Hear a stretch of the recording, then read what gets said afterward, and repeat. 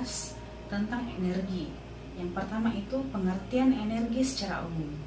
Dalam fisika, energi adalah properti fisika dari suatu objek yang dapat berpindah melalui interaksi fundamental yang bisa diubah bentuknya namun tidak bisa diciptakan maupun dimusnahkan.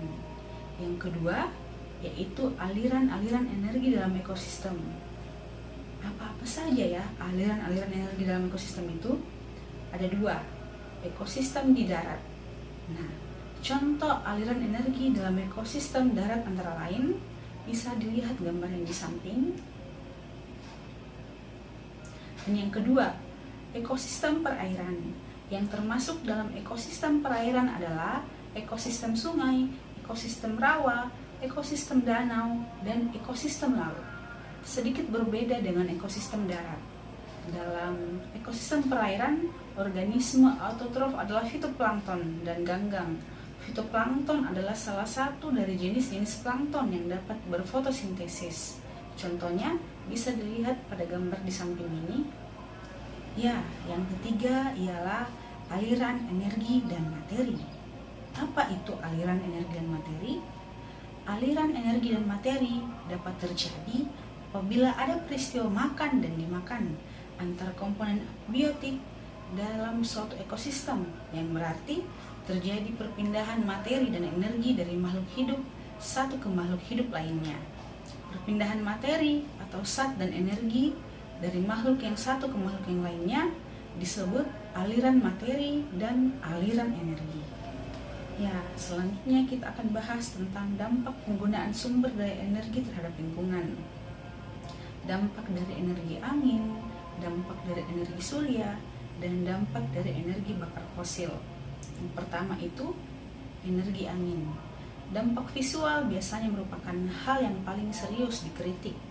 Penggunaan ladang angin sebagai pembangkit listrik membutuhkan luas lahan yang tidak sedikit dan tidak mungkin untuk disembunyikan. Penempatan ladang angin pada lahan yang masih dapat digunakan untuk keperluan yang lain dapat menjadi persoalan tersendiri bagi penduduk setempat. Selain mengganggu pandangan akibat pemasangan warisan pembangkit listrik, penggunaan lahan untuk pembangkit angin dapat mengurangi lahan pertanian serta pemukiman. Ya, selanjutnya yaitu energi surya. Menggunakan energi surya tidak mengakibatkan polusi udara atau polusi air dan tidak juga menghasilkan gas rumah kaca, tetapi tetap memiliki beberapa dampak tidak langsung terhadap lingkungan. Misalnya, ada beberapa bahan beracun dan bahan kimia dan berbagai pelarut dan alkohol yang digunakan dalam proses pembuatan sel fotovoltaik atau PV yang mengkonversi sinar matahari menjadi listrik. Sejumlah kecil bahan-bahan limbah juga dihasilkan. Nah, yang selanjutnya yaitu energi bakar fosil.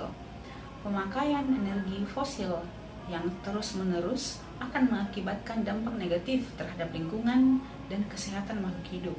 Hal tersebut dikarenakan bahan bakar fosil seperti batu bara, minyak, dan gas alam mengandung persentase karbon yang sangat tinggi.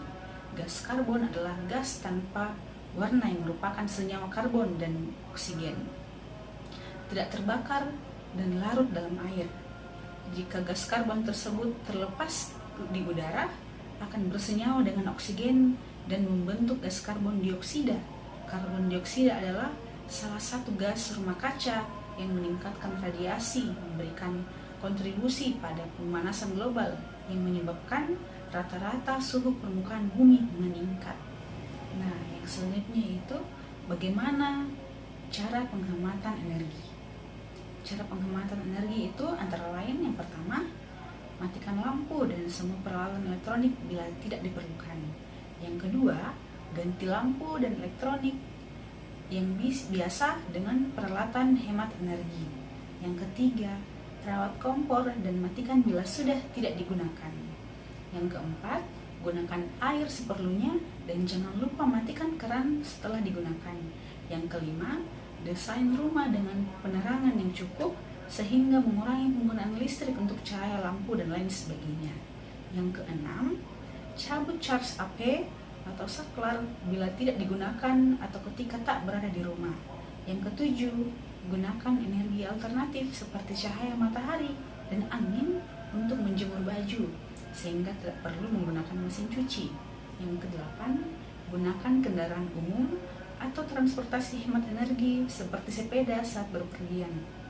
Dan yang kesembilan, manfaatkan fungsi kendali smart device pada perabotan yang ada di rumah. Ini akan membantu menghemat daya pada peralatan listrik bila sudah tak digunakan.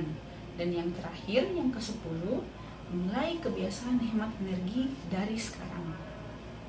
Dan yang selanjutnya itu energi berkelanjutan. Apa sih energi berkelanjutan itu?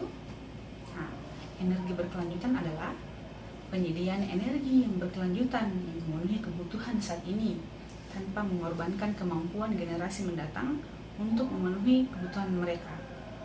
Teknologi yang mempromosikan energi berkelanjutan yang termasuk sumber energi terbarukan seperti pembangkit listrik, tenaga air, energi surya, energi angin, tenaga ombak, energi panas bumi, fotosintesis buatan, dan tenaga pasang surut. Dan juga teknologi yang dirancang untuk meningkatkan efisiensi energi.